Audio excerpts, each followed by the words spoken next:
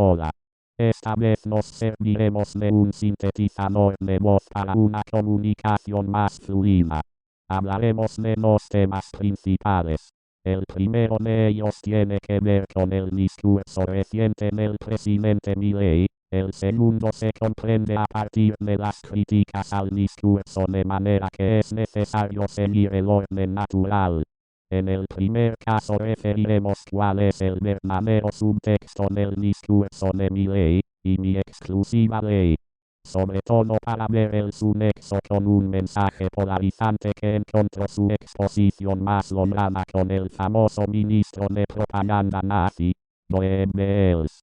Si alguien me dice que está mal dicho, yo como sintetizador de voz le digo que no tengo tanta disposición como para ponerme a pasar un nombre en alemán solo para un sector muy limitado del video. Soy un sintetizador de voz, pero al tiempo soy orador. Prefiero argumentar en largo sobre mi falta de responsabilidad por no dar acentos o cosas por el estilo. Buenas tardes. Muchas gracias. Hoy estoy acá para decirles que Occidente está en peligro.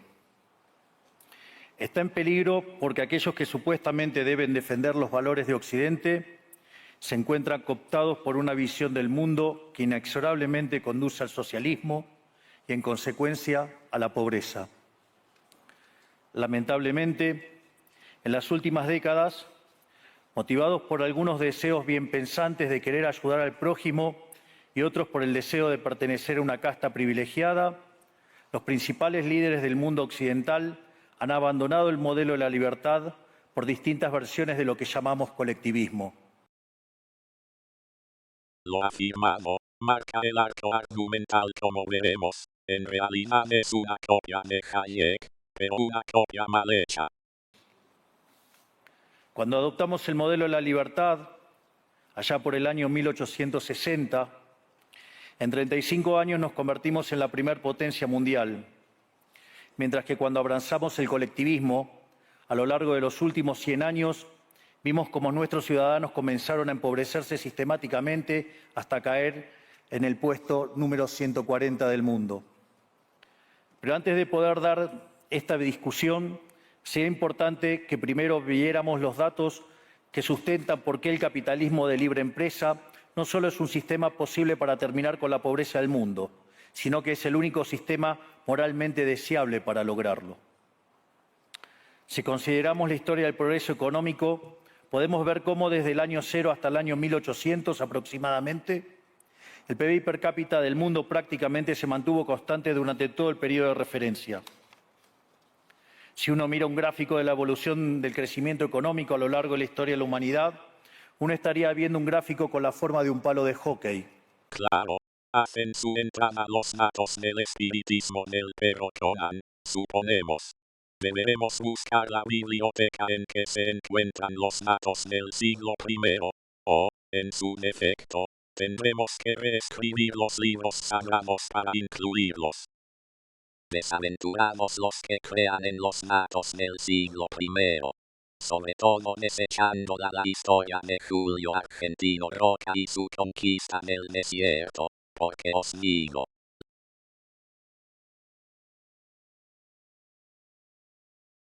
los romanos están obligados a crear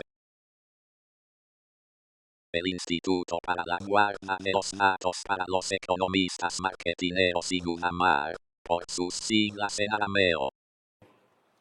Pero si el Estado castiga al capitalista por tener éxito y lo bloquea en este proceso de descubrimiento, destruye sus incentivos, y las consecuencias de ello es que va a producir menos y la torta será más chica, generando perjuicio para el conjunto de la sociedad. El colectivismo, al inhibir estos procesos de descubrimiento y al dificultar la apropiación de lo descubierto, ata al emprendedor de las manos y le imposibilita producir mejores bienes y ofrecer mejores servicios a un mejor precio.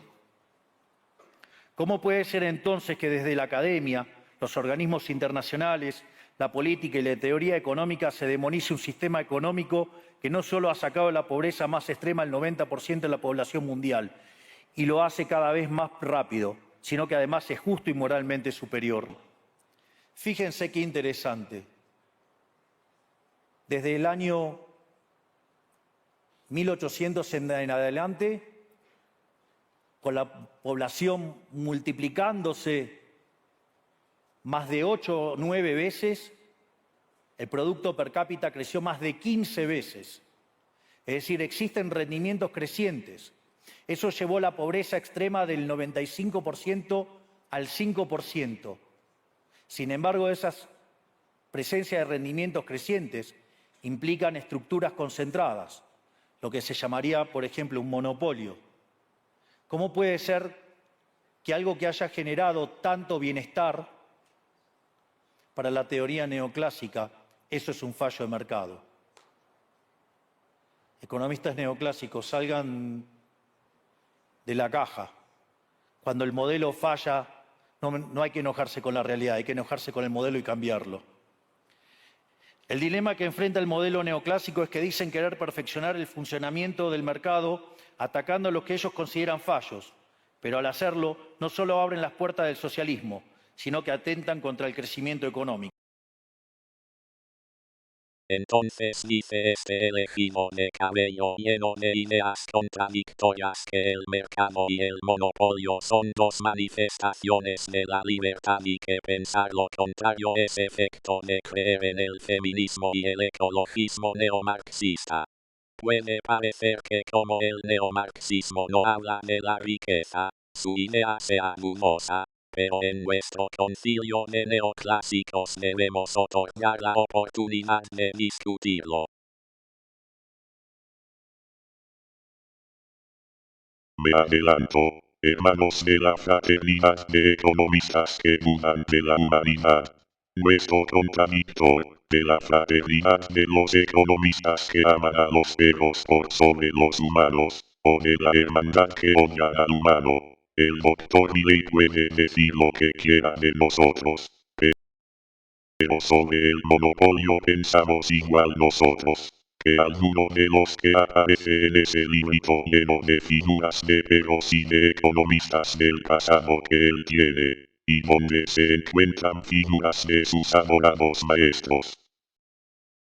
En el libro con figuras de perros pastores y economistas aparece Hayek. Me lo dijo recientemente un infiltrado. Pero Hayek afirmaba en Camino de Servidumbre, el libro reimpreso en 2007 de Alianza, folio 77 que, y cito, todo el que ha observado cómo los aspirantes a monopolistas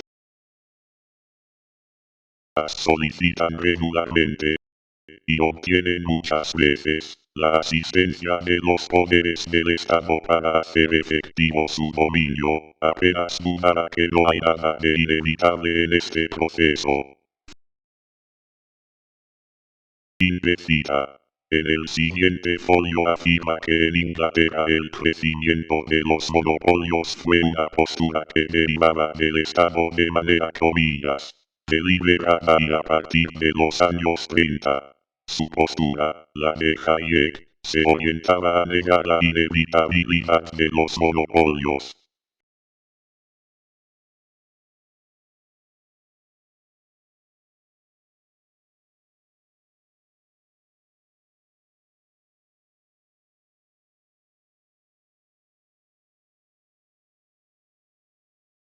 En general los vincula reiteradamente a los monopolios con modo de justificar que el Estado interviniera la actividad y el movimiento del mercado. Y fue una manera de explicar la presencia de los monopolios esa frase del folio 76 que, cito nuevamente, y planteaba como incuestionable. El hecho histórico del progresivo crecimiento del monopolio durante los últimos 50 años y la creciente restricción del campo en que juega la competencia. Fin de cita. Era indudable para Hayek por un acto del Estado. Por la influencia del Estado. En todo caso, en la frase se observa que el crecimiento del monopolio rompe la competencia y, en consecuencia, las ventajas del mercado. Hoy Milley opera como una suerte de Judas de sus maestros, es evidente por legitimar la figura del monopolio como inevitable y bueno, porque para sus maestros no era ni inevitable ni preferible al mercado sino su contradictor. Dado el estrepitoso fracaso de los modelos colectivistas y los innegables avances del mundo libre, los socialistas se vieron forzados a cambiar su agenda. Dejaron atrás la lucha de clases basada en el sistema económico para reemplazarla por otros supuestos conflictos sociales igual de nocivos para la vida en comunidad y para el crecimiento económico. La primera de estas nuevas batallas fue la pelea ridícula y antinatural entre el hombre y la mujer. El libertarismo ya establece la igualdad entre los sexos.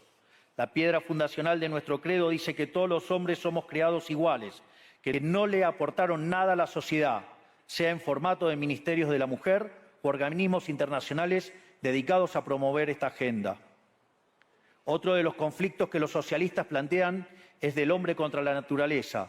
Sostienen que los seres humanos dañamos el planeta y que debe ser protegido a toda costa, incluso llegando a abogar por mecanismos de control poblacional o en la agenda sangrienta del aborto. Lamentablemente, estas ideas nocivas han pregnado fuertemente en nuestra sociedad. Los neomarxistas han sabido cooptar el sentido común de Occidente. Lograron esto gracias a la apropiación de los medios de comunicación, de la cultura, de las universidades y sí, también de los organismos internacionales. Este último caso es el más grave, tal vez, porque se trata de instituciones que tienen enorme influencia en las decisiones políticas y económicas de los países que integran esos organismos multilaterales. La economista búlgara Kristalina Georgieva es ahora la directora gerente del Fondo Monetario Internacional y entrará en funciones el 1 de octubre. Originaria de la ciudad de Sofía, Georgieva sucederá a Christine Lagarde en Washington. Kristalina Georgieva se forjó una reputación durante su estancia en el Banco Mundial y en la Comisión Europea como líder en la lucha contra el cambio climático y defensora de la igualdad de género. Maestro, un poco de clonazepam diluido en agua. Soy enviado de Villarruel. Como me llena de confianza Villarruel.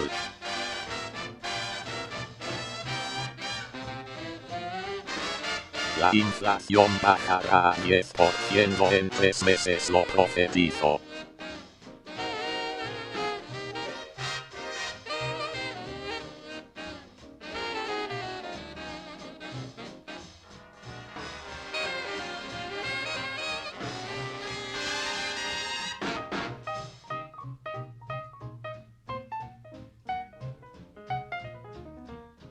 Recuerden, todos son neomarxistas, hasta los que hacen anime japonés.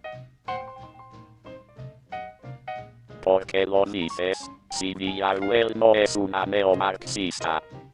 No, mi señor, la vicepresidenta solo se interesa en los genocidas. La estrategia del ministro de propaganda de Don Adolfo del bigotito asesino Hitler tiene que ver con dos de sus principios de propaganda.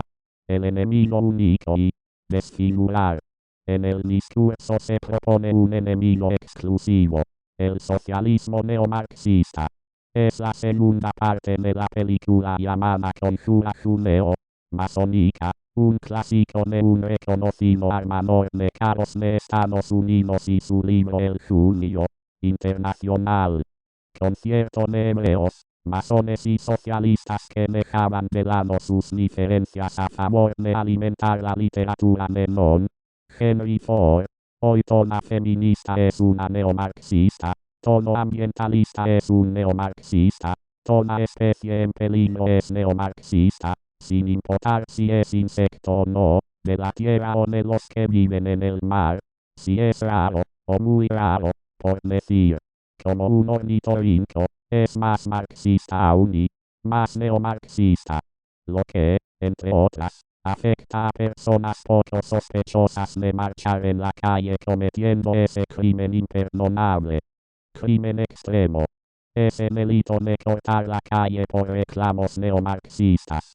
Es el caso de la propia directora del Fondo Monetario Internacional. Ese neomarxismo extendido como una esponja multiusos es para mi ley peor que extender el mercado petrolero con los pozos de Irak mediante una guerra. Guerra afrontada con montajes. Guerra como hubo de ser con la Segunda Guerra de Irak al principio de este siglo neomarxista. Ese neomarxismo, imagino, cuando es consciente, es peor que cortar la calle más por cosas de la costumbre. Esa guerra de Irak es insignificante si se compara. Es preferible una guerra como esa que tanto beneficio trajo a los héroes capitalistas petroleros amigos de Jorge el Caminante Bush.